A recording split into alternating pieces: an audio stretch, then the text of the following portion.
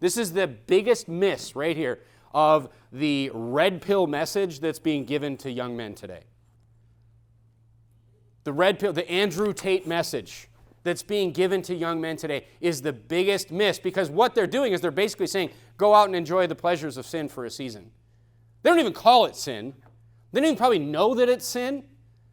But what they're encouraging people to do is enjoy the pleasures of sin. But guess what? It's just for a season. And guess what? Seasons change, as we just learned last week. Go to 1 Corinthians chapter number 7. See, it's giving men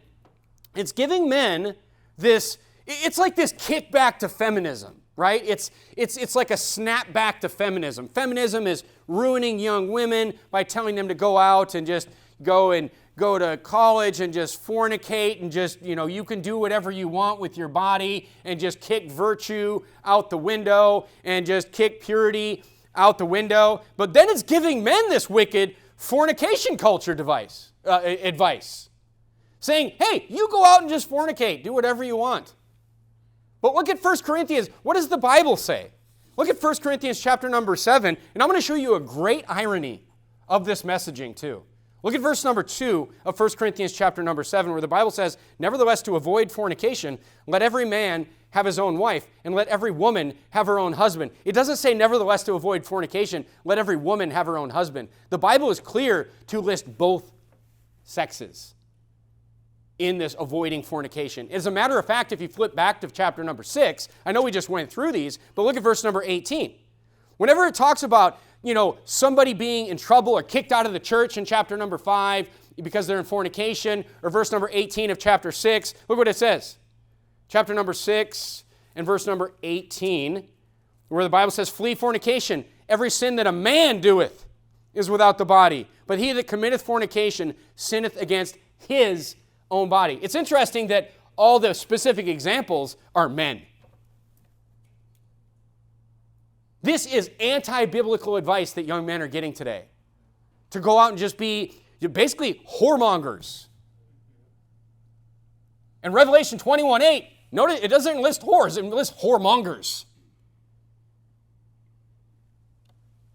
Because what they're doing, and they don't even know they're doing it, is they're enjoying the pleasures of sin for a season, but they're trading that short-term pleasure for long-term joy.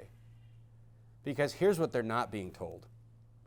Here's what they're not being told. As these idiots and wicked people on the internet are telling young men to do this, they're telling them, no, you need to go find a virtuous woman, a woman that has virtue when you want to get married. But what they're doing is they're giving men advice that are going to destroy their chances of ever getting a virtuous woman.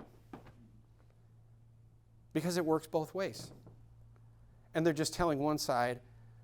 See, they're destroying, these young men are literally destroying their value to that virtuous woman.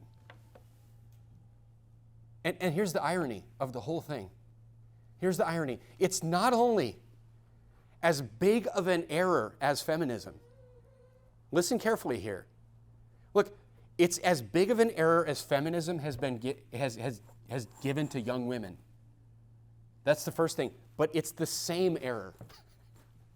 Isn't that ironic? It's the same message. Feminism is telling young ladies, go, destroy your body. Virtue is fake. It's not real.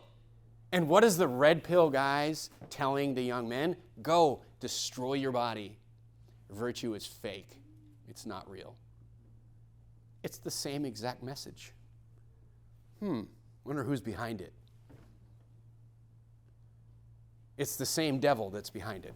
That's why it's the same exact message. If you pay attention to what's going on, you can see Satan in all of these different messages.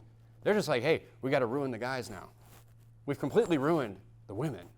Let's go ruin the young men too.